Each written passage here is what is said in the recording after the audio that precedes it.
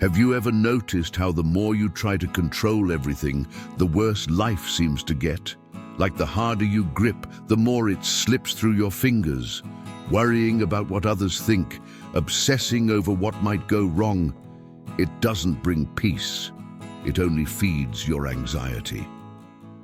Michel de Montaigne, a philosopher from the 16th century, uncovered a brutally honest truth. Sometimes, the only way to find relief is to stop fighting so hard. In The Harsh Truth Behind Not Caring Anymore, we'll explore how letting go might actually be your only way out. But don't get it twisted. This isn't about being cold or indifferent. It's about freeing yourself from the silent suffering that no one else sees. If you stay until the end, you'll understand why Montaigne believed that not caring can be a radical act of self-love, and how embracing this mindset might just change everything. But only if you're ready to hear what most people are too afraid to say.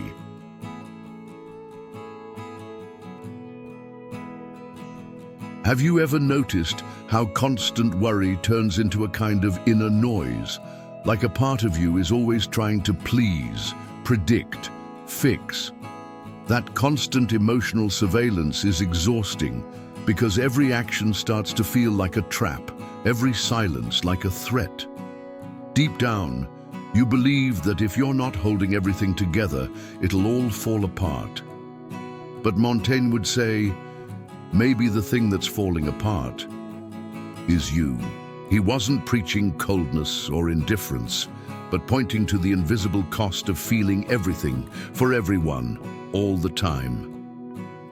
Montaigne watched the world with a disarming calm, even in the face of suffering. He lost people he loved, lived through war, disease, betrayal, and still he didn't fall into despair. Why? Because he understood something most of us miss. Trying to control the uncontrollable is like swimming upstream with your eyes closed. It only drags you under faster. Montaigne wrote, "A soul that wears itself out in anticipation suffers pain twice, once before and once after." That line hits home for anyone living with anxiety. We worry so much about what might happen that we forget what's actually happening. We imagine monsters and then try to kill them with logic, only to feed the fear and the fatigue. Most people make the same mistake. They think suffering more is proof of sensitivity. But Montaigne saw it as a subtle form of arrogance, the illusion that everything depends on us. What if true humility is learning to let go? What if the world keeps spinning even when you take your hands off the wheel? That's the quiet challenge he poses. Not through shouting, but through observation. Today we live in a time where caring too much is worn like a badge of honor. But no one talks about what happens when that care turns into a cage. The look that begs for approval, the gesture calculated to avoid rejection, the words held back out of fear of being judged. That's not empathy, it's panic, dressed up as virtue.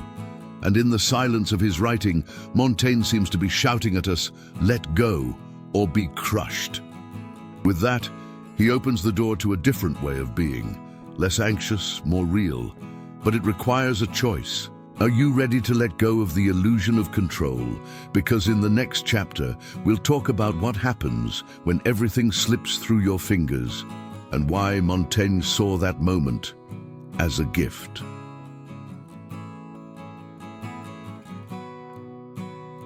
Most of us live under the quiet belief that if we just control everything around us, pain will keep its distance. But Montaigne looked at that belief with a faint, almost melancholic smile. He knew the truth. The world is, by its very nature, unpredictable, and trying to tame it is like trying to hold water in your hands. The tighter you grip, the faster it slips through. And what's left behind? Exhaustion, frustration, loneliness. Montaigne was born into chaos, religious wars, plague, sudden deaths. He didn't just hear about these things, he lived them. And yet, he didn't lose his mind trying to predict or control. He did the opposite. He turned inward. He climbed up to his tower library and wrote what he saw, A world spiraling out of control, and people desperately trying to control it anyway. Sounds familiar, doesn't it? When Montaigne lost his closest friend, Etienne de la Boétie, the grief was profound. It changed him. But instead of demanding answers or looking for someone to blame, he wrote, "We must not force the world to move at our pace." That surrender to the unpredictable wasn't weakness, it was wisdom. It was the recognition that fighting life itself is an act of pride, and much of our suffering is simply the price of our own stubbornness. How many times have you tried to avoid pain, only to create even more? It happens because we confuse control with protection. But control is a heavy armor. It looks like safety, but it suffocates. Montaigne offered something radical: watch without clinging, feel without drowning, live without demanding answers right away. It's terrifying because it requires trust. And here's the twist: he believed that falling, truly falling, is the first step toward finding balance. Not the perfectly curated kind of balance you see on Instagram, but the kind that's born from chaos, accepted, not resisted. When something slips through your fingers, it's not always the end. It might be the beginning of a quieter, truer kind of freedom. But that freedom takes a rare kind of courage, the courage to let go of the illusion of control. Because when you finally accept that you're not in charge, something strange happens. Life breathes. And maybe, just maybe, it starts to show you another way. One that's less forced and more real. In the next chapter, we'll step into that mysterious space where Montaigne found peace, a place where chaos isn't the enemy, but the teacher. Are you ready for that?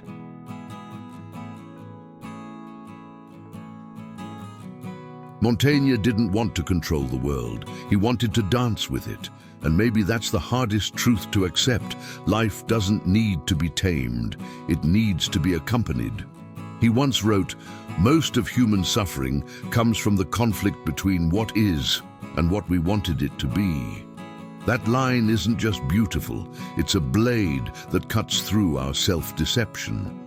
Up in his tower, far from the noise of war and politics, Montaigne spent hours simply watching his own thoughts. And in that silence, he discovered the quiet power of accepting chaos, not as surrender, but as respect for the unpredictable nature of existence. The world isn't a system to be solved, it's a tide. And you are not an engineer, you are a swimmer. That shift in perspective changes everything. Imagine if your problems didn't need immediate solutions. If fear, doubt, anxiety could be felt without needing to be conquered. That's not passivity, it's emotional wisdom. Montaigne called it a free soul that allows itself to be moved without losing itself. What if that's stronger than fighting all the time? We live in a time that demands performance, stability, productivity. But real life doesn't follow that script.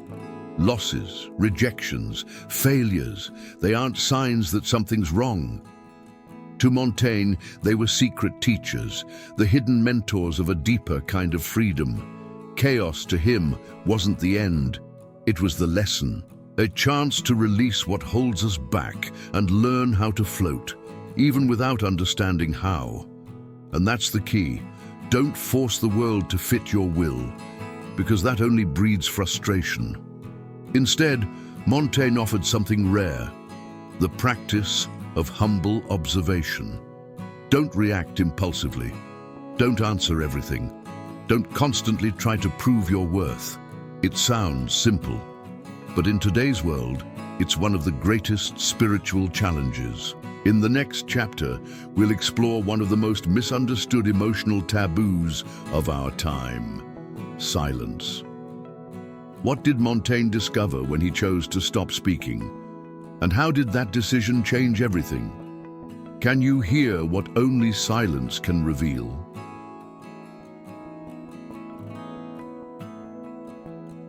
In a world that demands opinions on everything, choosing silence has become almost an act of rebellion. Montaigne understood this early on. He didn't shout his pain, didn't argue over absolute truths, didn't try to convince anyone of anything. Instead, he sought silence, not the silence of escape, but the kind that listens deeply. He knew that some answers only arrive when we stop asking out of desperation. After years of trying to make sense of life through other people's voices, Montaigne did something radical. He turned inward, and there, in his tower, he sank into a creative silence. He didn't write to impress the world. He wrote to understand himself. Each sentence he left on the page was a reflection of a soul in the process of becoming. And when the noise of the outside world finally faded, he could hear what his pain had been trying to say all along. Today, that kind of retreat might look like cowardice. How can someone isolate themselves while everything burns? But to Montaigne, it wasn't abandonment.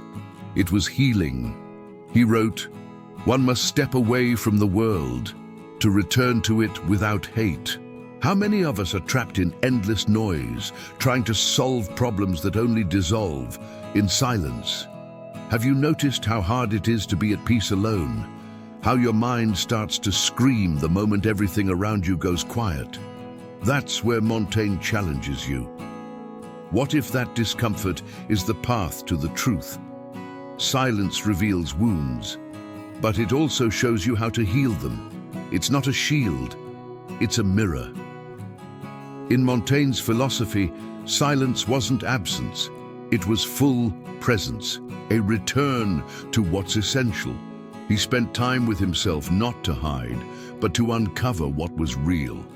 That practice, so rare today, might be one of the most powerful forms of emotional resistance we have, because while the world screams for attention, you begin to truly listen, and that's where transformation begins.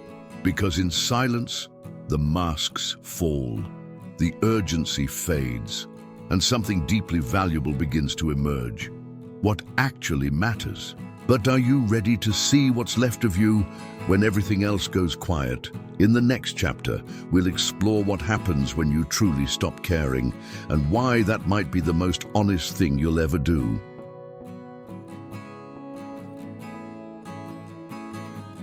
Imagine this. All the anxiety, guilt, fear, and confusion you carry aren't really yours. They're layers built from caring too much about what others expect, who you think you should be, what the world demands. Montaigne discovered something extraordinary. When you let go of those expectations, the essential begins to rise to the surface. He believed that a simple, observant, light life was wiser than a grand one filled with titles and goals. For Montaigne, letting go of other people's judgments was like opening the windows in a suffocating house. Air flows in, light flows in, and the soul finally breathes. True alignment doesn't come when everything is under control. It comes when we stop resisting the truth that's already here. Montaigne once said, "Tranquility doesn't depend on circumstances, but on how you receive them." That's more than a poetic phrase. It's a brutal invitation to take inner responsibility. Because when you stop caring about what's irrelevant, you begin to notice what truly needs your care. You, your mind, your body, your sanity. What we see today is a world full of exhausted people trying to keep it all together. Forced relationships, performative identities, crushing routines, and worst of all of it held up by the belief that you have to care. But what if the key to peace is the opposite? What if the most powerful thing you could say is, "I don't need this to exist"? Stopping doesn't make you hard like stone. It makes you deep like roots. You grow downward into what matters. You abandon what only takes up space, and when you do that, something begins to shift. You wake up lighter, you feel quieter inside, and you begin to carry a strange kind of strength, the strength of someone who no longer has anything to prove. That's the kind of freedom Montaigne called everyday wisdom. Not flashy, not loud, but real. And now comes the hardest part. How do you hold on to that freedom in a world that constantly tries to pull you back in? In the next chapter, we'll explore how Montaigne did it by living without the need to please anyone. Are you ready for that kind of rupture with the world?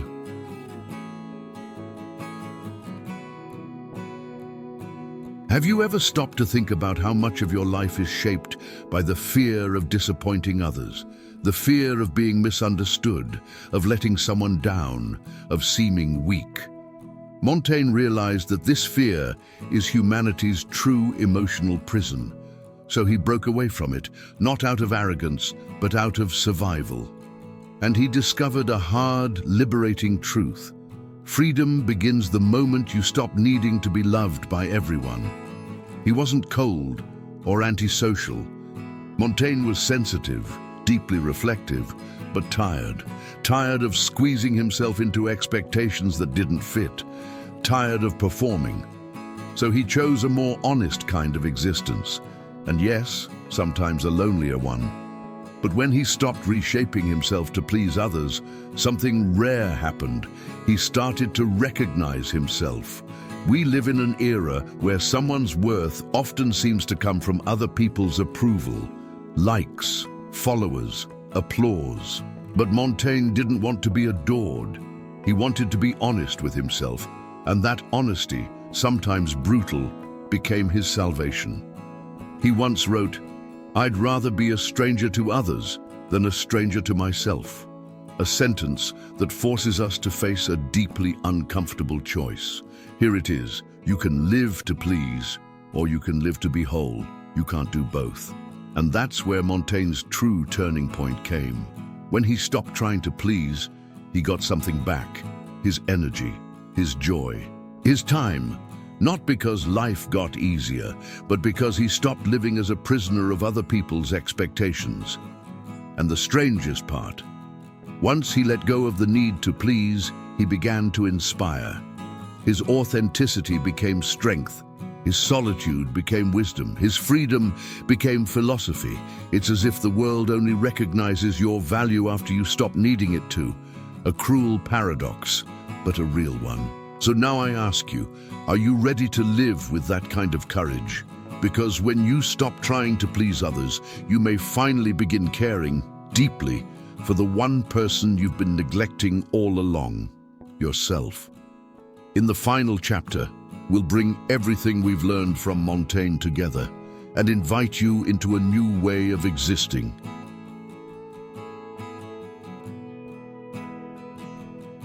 What Montaigne taught us wasn't just how to think, but how to feel differently. He showed us that when we release the obsession with control, when we let go of the need to please, when we step away from the noise of the world, something new begins to grow. An inner space, a silence that doesn't scare but soothes, a quiet kind of relief. Because sometimes healing doesn't come from understanding life, but from finally stopping the fight against it. This new way of existing belongs to those who live from the inside out, those who have suffered enough trying to fit in and have chosen instead to simply be, to be light even in chaos, to be honest even when it's uncomfortable, to be imperfect but at peace. And that peace only appears when you stop caring about what was never yours to carry, when you stop abandoning yourself in the name of being accepted. So now I want to hear from you. What do you need to stop caring about so you can finally begin to feel free? Leave it in the comments. If this video put words to something you've been quietly feeling, share it with someone who might be stuck in the same silence. And if you want to keep walking this path, where philosophy meets real pain, subscribe to the channel.